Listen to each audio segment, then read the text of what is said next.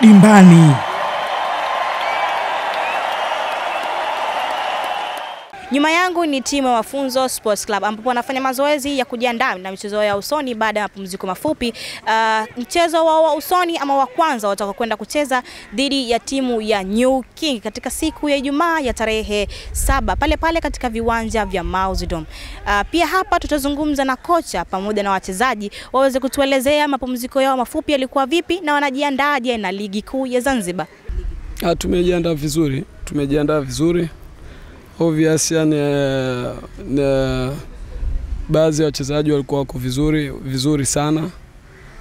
Isipokuwa tu kama wachezaji 6 hawakuwa hapa, walienda kufanya mambo ya kitaifa, walienda kupiga kura na vitu vingine.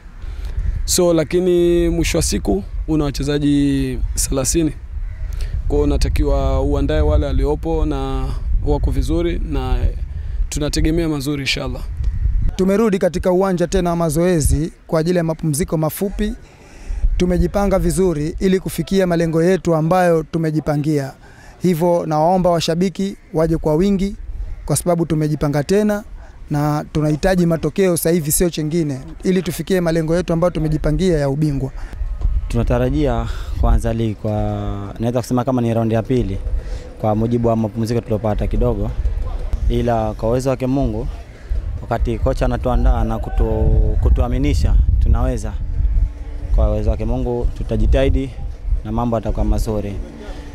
Kikubwa kuambia washabiki wetu kutoka timu ya Mafunzo waje kwa wingi, bado tunaweza na tutaaminisha na tutaandalia kitu kikubwa hapo mechi ya kesho kutwa itakapoanza.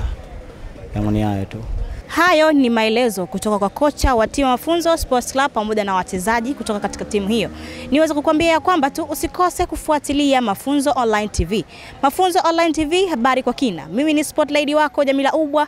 Asanteni na karibuni tena. Dimbani.